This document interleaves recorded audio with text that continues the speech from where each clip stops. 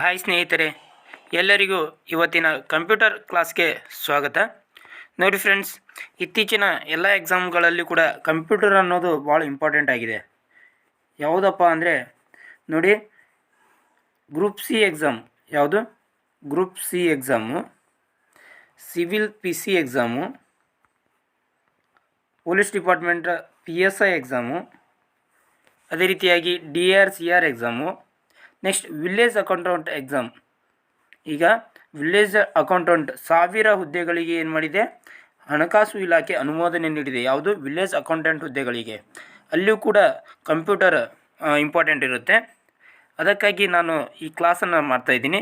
Especially civil PC students, ಅಂದರೆ ಇವಾಗ civil PC exam ಹತ್ತಿರ ಬರ್ತಾ ಇದೆಯಲ್ಲ, ಅವ್ರಿಗೆ ಹೆಲ್ಪ್ ಆಗಲಿ ಅಂತೇಳಿ ಮೇನ್ ಇಂಪಾರ್ಟೆಂಟ್ ಇಟ್ಕೊಂಡು ಈ ಕ್ಲಾಸನ್ನು ಮಾಡ್ತಾಯಿದ್ದೀನಿ.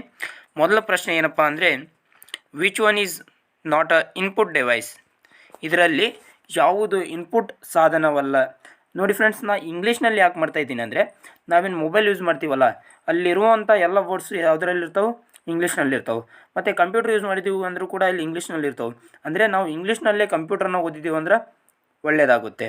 ಅಂದರೆ ಕನ್ನಡದಲ್ಲಿ ಓದಿದ್ದೀವಿ ಅಂದರೆ ನೋಡಿ, ಕಂಪ್ಯೂಟರ್ನ ಕನ್ನಡದಲ್ಲಿ ಏನಂತಾರೆ, ಗಣಕ ಯಂತ್ರ ಅಂತ ಕರೀತಾರೆ. ಹೌದ್ರಾ? ಕೀಬೋರ್ಡ್ನ ಏನಂತ ಕರೀತಾರೆ, ಕೀಲಿಮಣಿ ಅಂತ ಕರೀತಾರೆ. ಅಂದರೆ ನಮ್ಗೆ ಅಷ್ಟು ಗೊತ್ತಾಗಲ್ಲ, ಕೀಬೋರ್ಡ್ ಅಂದರೆ ಗೊತ್ತಾಗುತ್ತೆ. ಅದಕ್ಕಾಗಿ ನಾನು ಇಂಗ್ಲೀಷ್ನಲ್ಲೇ ಮಾಡ್ತಾಯಿದ್ದೀನಿ.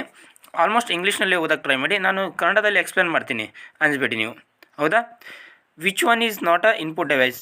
ಇವುಗಳಲ್ಲಿ ಯಾವುದು ಇನ್ಪುಟ್ ಸಾಧನವಲ್ಲ ಅಂತ ತಿಳ್ಕೊಳ್ಳಾಗಿದೆ. ಮೌಸ್ ಅನ್ನೋದು ಒಂದು ಇನ್ಪುಟ್ ಸಾಧನ, ಕೀಬೋರ್ಡ್ ಅನ್ನೋದು ಕೂಡ ಒಂದು ಇನ್ಪುಟ್ಟು. ಪ್ರಿಂಟರ್, ಇದು ಪ್ರಿಂಟರ್ ಅನ್ನೋದು ಏನಪ್ಪ ಅಂದರೆ ಔಟ್ಪುಟ್ ಸಾಧನ. ಯಾವ ಸಾಧನ? ಔಟ್ಪುಟ್ ಸಾಧನ. ಹೌದಾ? Next, who is called the father of computer? ಕಂಪ್ಯೂಟರ್ನ ಪಿತಾಮಹ ಎಂದು ಯಾರನ್ನು ಕರೆಯುತ್ತಾರೆ? ಇದಕ್ಕೆ ಸರಿಯಾದ ಉತ್ತರ ಚಾರ್ಲ್ಸ್ ಬ್ಯಾಬೇಜ್. ಚಾರ್ಲ್ಸ್ ಬ್ಯಾಬೇಜ್ ಅವರನ್ನು ಏನಂತ ಕರೀತಾರೆ? ಕಂಪ್ಯೂಟರ್ನ ಪಿತಾಮಹ ಎಂದು ಕರೆಯುತ್ತಾರೆ. Small programs to automate repetitive tasks in MS word are called dash. ನೋಡಿ ಫ್ರೆಂಡ್ಸ್, ಸಣ್ಣ ಪ್ರೋಗ್ರಾಮ್ಗಳನ್ನು ನಾವು ಆಟೋಮೆಟಿಕ್ಕಾಗಿ ಟಾಸ್ಕ್ಗಳನ್ನು ಪುನರಾವರ್ತಿಸಲು MS ವರ್ಡ್ನಲ್ಲಿ ಏನಂತ ಕರಿತೀವಿ ಅಂತೇಳಿ ಕ್ವಶನನ್ನು ಕೇಳಲಾಗಿದೆ. ಮ್ಯಾಕ್ರೋಸ್ ಅಂತ ಕರಿತೀವಿ. ಏನಂತ ಕರಿತೀವಿ? ಮ್ಯಾಕ್ರೋಸ್. ಇದು ಕೂಡ ಇಂಪಾರ್ಟೆಂಟ್ ಕ್ವಶನ್ನು, ಭಾಳ ಸಲ ರಿಪೀಟ್ ಆಗಿದೆ, ಅದಕ್ಕಾಗಿ ಈ ಪ್ರಶ್ನೆಯನ್ನು ತೊಗೊಂಡಿದ್ದೆ. The formula in MS Excel ಬಗ್ಗೆ ಇದೆ. The formula in MS Excel to find the maximum value of the content A1, A2, A3, B1, B2, B3 is. ಈ ಫಾರ್ಮುಲಾ ಏನು ಬರುತ್ತಪ್ಪ ಅಂದರೆ, ಈಕ್ವಲ್ ಟು ಮ್ಯಾಕ್ಸಿಮಮ್ A1 ಲಿಂದ B3. ನೋಡಿ, ಇಲ್ಲಿ ಒಂದೇ ಡಾಟ ಬರುತ್ತೆ ಈ ರೀತಿಯಾಗಿ, ಇಲ್ಲಿ ಡಬಲ್ ಕೊಟ್ಟಿದ್ದಾರೆ, ಬರಲ್ಲ. ಇದನ್ನು ನೆನ್ಪಿಟ್ಕೊಳ್ಳಿ, ಈ ರೀತಿಯಾದ ಫಾರ್ಮುಲಾ. ಇದನ್ನು ಯಾವ ರೀತಿಯಪ್ಪ ಅಂದರೆ, ಯಾವುದು A1 ಜಾಗದಲ್ಲಿ ಏನೇ ಕೊಡಲಿ ಅವರು, ಹೌದಾ, A1 ಜಾಗದಲ್ಲಿ B1 ಕೊಡಲಿ, ಇಲ್ಲಿ C3 ಲಾಸ್ಟ್ ಕೊಡಲಿ, ಅವಾಗ ಏನಾಗುತ್ತೆ, ಇಲ್ಲಿ ನಡು ಏನೇ ಇರಲಿ, ಇಲ್ಲಿ A1 ಅನ್ನು ತೊಗೊಳ್ಳೋದು, ಇಲ್ಲಿ B3 ಅನ್ನು ತೊಗೊಳ್ಳೋದು, ನಡು ಡಾಟ್ ಇಟ್ಬಿಡೋದು, ಈಕ್ವಲ್ ಟು ಮ್ಯಾಕ್ಸಿಮಮ್. ಅದೇ ರೀತಿಯಾಗಿ ಇಲ್ಲಿ B1 ಅನ್ನು ತೊಗೊಳ್ಳೋದು, ಇಲ್ಲಿ ಲಾಸ್ಟ್ ಇರುವಂಥ C3 ತೊಗೊಳ್ಳೋದು, ನಡು ಈ ರೀತಿಯಾಗಿ ಡಾಟ್ ಇಟ್ಬಿಡೋದು. ನೆಕ್ಸ್ಟ್ ಅಲ್ಲಿ ಮ್ಯಾಕ್ಸಿಮಮ್ ಇದ್ದರೆ ಈಕ್ವಲ್ ಟು ಮ್ಯಾಕ್ಸಿಮಮ್ ಮತ್ತು ಫಾರ್ಮುಲಾ ಹಾಕೋದು. ಆದರೆ ಇಲ್ಲಿ ಬ್ರ್ಯಾಕೆಟನ್ನು ಮರಿಬೇಡಿ, ಇಲ್ಲಿ ಬ್ರ್ಯಾಕೆಟ್ ಇರಬೇಕು. ಹೌದಾ?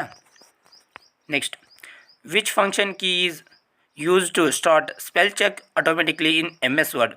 MS ವರ್ಡ್ನಲ್ಲಿ ನಾವು ಸ್ಪೆಲ್ ಚೆಕ್ ಅಂದರೆ ನಾವು ಮಾಡಿರುವಂಥ ಸ್ಪೆಲ್ಲಿಂಗ್ ಚೆಕ್ ಮಾಡೋಕ್ಕೆ ಯಾವ ಶಾರ್ಟ್ಕಟ್ ಕೀಯನ್ನು ಬಳಸ್ತೀವಿ ಅಂತೇಳಿ ಇಲ್ಲಿ ಕೇಳಲಾಗಿದೆ. ಫಂಕ್ಷನ್ ಕೀ, ಯಾವ ಫಂಕ್ಷನ್ ಕೀಯನ್ನು ಬಳಸ್ತೀವಿ ಅಂದರೆ F7 ಅನ್ನುವಂಥ ಫಂಕ್ಷನ್ ಕೀಯನ್ನು ಬಳಸ್ತೀವಿ.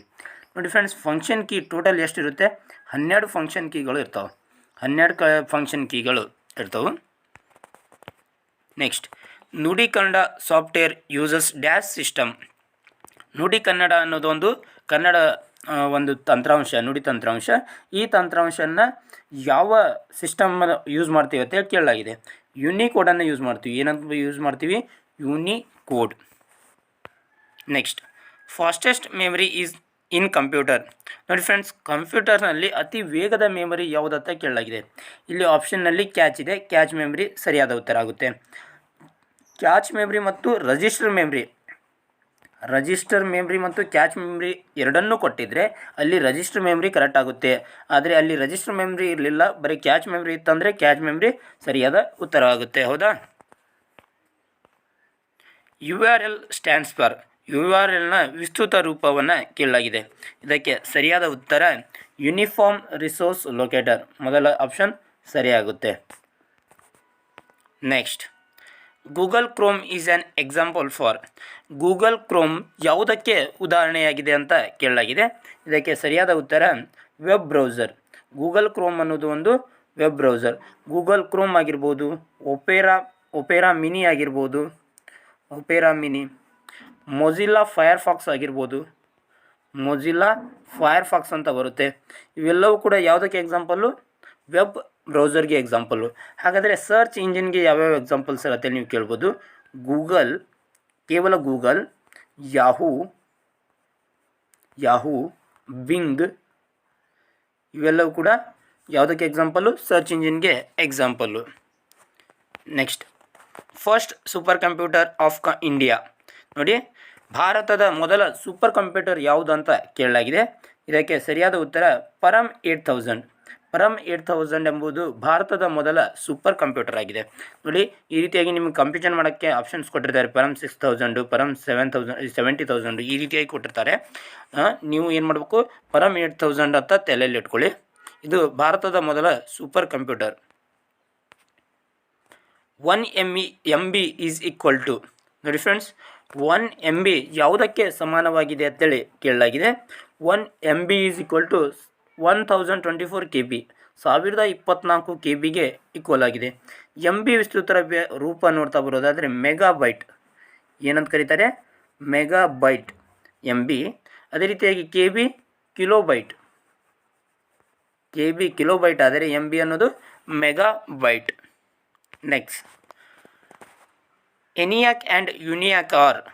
ಇವು ಎರಡು, ಎನಿಯಾಕ್ ಮತ್ತು ಯುನಿಯಾಕ್ ಅನ್ನುವು ಇವೆರಡು ಯಾವ ಜನ್ರೇಷನ್ ಕಂಪ್ಯೂಟರ್ ಅಂತ ಕ್ವಶನ್ ಕೇಳಲಾಗಿದೆ. ಇದಕ್ಕೆ ಸರಿಯಾದ ಉತ್ತರ ಫಸ್ಟ್ ಜನ್ರೇಷನ್ ಕಂಪ್ಯೂಟರ್. ಯಾವ ಜನ್ರೇಷನ್? ಮೊದಲ ಜನ್ರೇಷನ್ನ ಕಂಪ್ಯೂಟರ್ಗಳು ಇವು. Next, central processing unit of a computer includes. ಅಂದರೆ ಸೆಂಟ್ರಲ್ ಪ್ರೊಸೆಸಿಂಗ್ ಯೂನಿಟ್ ಅನ್ನೋದು ಏನಪ್ಪ ಅಂದರೆ CPU. ನಾವೇನು ಕಂಪ್ಯೂಟರ್ನ ಮೆದುಳು ಅಂತ ಕರಿತೀವಲ್ಲ, CPU, ಅದರ ವಿಸ್ತೃತ ರೂಪ ಸೆಂಟ್ರಲ್ ಪ್ರೊಸೆಸಿಂಗ್ ಯೂನಿಟ್. ಆ ಸೆಂಟ್ರಲ್ ಪ್ರೊಸೆಸಿಂಗ್ ಯೂನಿಟ್ ಏನನ್ನು ಒಳಗೊಂಡಿದೆ ಅಂತೇಳಿ ಇಲ್ಲಿ ಪ್ರಶ್ನೆ ಕೇಳಲಾಗಿದೆ. ಅದು ಒಳಗೊಂಡಿರೋದು ಏನಪ್ಪ ಅಂದರೆ ALU ಆ್ಯಂಡ್ CU. ALUನ ವಿಸ್ತೃತ ರೂಪ ಅರ್ಥಮೆಟಿಕ್ ಲಾಜಿಕ್ ಯೂನಿಟ್ ಆ್ಯಂಡ್ CUನ ವಿಸ್ತೃತ ರೂಪ control unit. A key combination to select all items on the desktop is. ನೋಡಿ ಫ್ರೆಂಡ್ಸ್, ಒಂದು ಡೆಸ್ಕ್ಟಾಪ್ನಲ್ಲಿರುವಂಥ ಫುಲ್ ಐಟಮ್ಗಳನ್ನು, ಅಂದರೆ ಏನು ಬರೆದಿರ್ತೀವಲ್ಲ ಅದನ್ನು ಎಲ್ಲವನ್ನು ಸೆಲೆಕ್ಟ್ ಮಾಡಲು ಏನನ್ನು ಬಳಸ್ತೀವಿ ಅಂತೇಳಿ ಕೇಳಲಾಗಿದೆ. ಇದಕ್ಕೆ ಸರಿಯಾದ ಉತ್ತರ ಕಂಟ್ರೋಲ್ A ಅನ್ನು ಬಳಸ್ತೀವಿ. Symbol which is not permitted in email address is. Question ಏನಿದೆ ಅಂದರೆ ಯಾವ ಸಿಂಬಾಲನ್ನು ಇಮೇಲ್ನಲ್ಲಿ ಬಳಸಲಾಗುವುದಿಲ್ಲ ಅಂತ ಪ್ರಶ್ನೆಯನ್ನು ಕೇಳಲಾಗಿದೆ. ನೋಡಿ, ನಾವು ಇಮೇಲ್ನಲ್ಲಿ ಅಂಡರ್ಸ್ಕೋರನ್ನು ಬಳಸ್ತೀವಿ, @ ಬಳಸ್ತೀವಿ, ಆದರೆ ಬ್ಲ್ಯಾಂಕ್ ಸ್ಪೇಸನ್ನು ಬಳಸಲ್ಲ. ನೋಡಿ, ಎಕ್ಸಾಂಪಲ್ಗೆ ಯಾವುದಾದ್ರೂ ಒಂದು ಇಮೇಲನ್ನು ತಗೊಳ್ಳಿ. ABC ಅನ್ನುವಂಥ ಒಂದು ಹೆಸರಿನ ಇಮೇಲ್ ಇದೆ. ಅಲ್ಲಿ ಮುಂದೆ ನಾವು ಏನು ಬಳಸ್ತೀವಿ? ಬಳಸ್ತೀವಿ. ಕೆಲವೊಬ್ಬರು ಏನು ಮಾಡ್ತಾರೆ? abc@gmail.com gmail.com. ಹೌದಾ?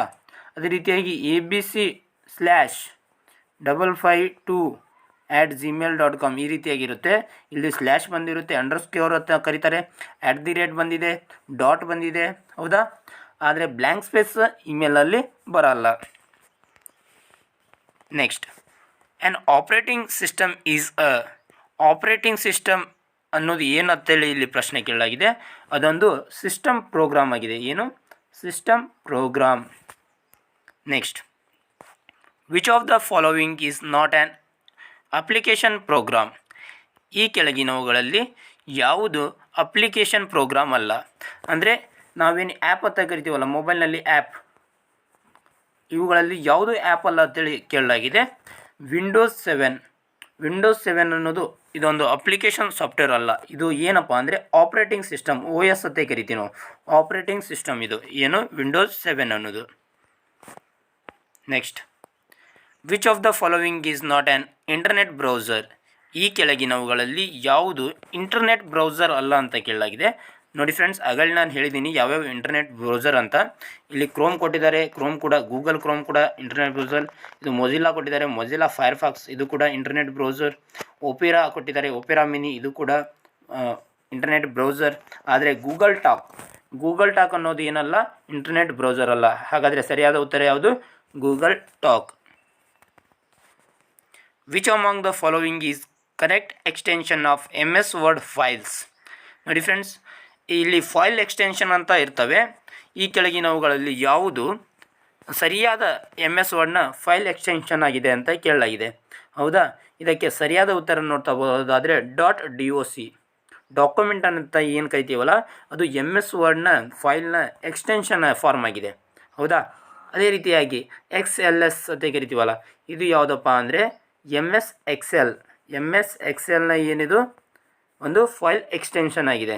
ಅದೇ ರೀತಿಯಾಗಿ PPT ಅಂತ ಕರಿತೀವಲ್ಲ, ಇದು MS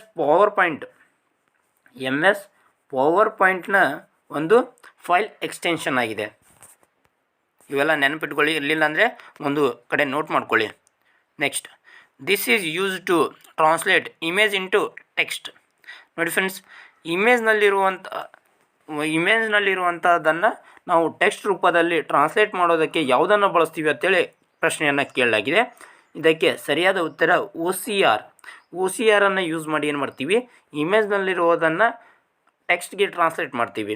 ಹಾಗಾದರೆ OCR ಅಂದರೆ ಏನು ಸರ್ ಅಂತೇಳಿ ನೀವು ಕೇಳ್ಬೋದು. OCR ಫುಲ್ ಫಾರ್ಮ್ ನೋಡ್ತಾ ಬರೋದಾದರೆ ಆಪ್ಟಿಕಲ್ ಕ್ಯಾರೆಕ್ಟರ್ ರಿಕಗ್ನೈಸೇಷನ್. ಆಪ್ಟಿಕಲ್ ಕ್ಯಾರೆಕ್ಟರ್ ರಿಕಗ್ನೈಸೇಷನ್ ಎಂಬುದು OCRನ ವಿಸ್ತೃತ ರೂಪವಾಗಿದೆ. ನೋಡಿ ಫ್ರೆಂಡ್ಸ್, ಇದಿಷ್ಟು ಏನಾಗಿತ್ತಪ್ಪ ಅಂದರೆ ಕಂಪ್ಯೂಟರ್ನ ಅತಿ ಹೆಚ್ಚು ಬಾರಿ ಕೇಳಿದಂಥ ಹಿಂದಿನ ಪ್ರಶ್ನೆ ಪತ್ರಿಕೆಯಲ್ಲಿ ಕೇಳಿದಂಥ ಪ್ರಶ್ನೆಗಳಾಗಿದ್ದವು. ಇದೇ ರೀತಿಯಾಗಿ ಬೇರೆ ಬೇರೆ ಕ್ಲಾಸ್ಗಳಿಗಾಗಿ ನಮ್ಮ ಚಾನಲನ್ನು ಸಬ್ಸ್ಕ್ರೈಬ್ ಮಾಡ್ಕೊಳ್ಳಿ. ಈ ಕ್ಲಾಸನ್ನು ನಿಮ್ಮ ಫ್ರೆಂಡ್ಸ್ಗಳಿಗೂ ಕೂಡ ಶೇರ್ ಮಾಡಿ. ಧನ್ಯವಾದಗಳು.